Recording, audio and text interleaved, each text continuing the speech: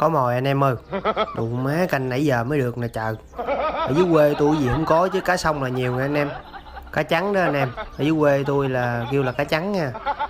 Con này đem lên quay lưu là hết sảy bảy luôn. Còn nếu như anh em thấy quay lưu không vừa miệng, anh em đủ chuyển qua nướng mọi.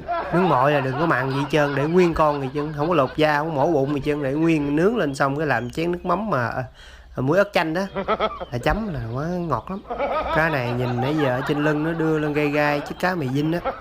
Cá mì dinh này đụng mới đưa cái mu tảng đằng là cá mì dinh nè.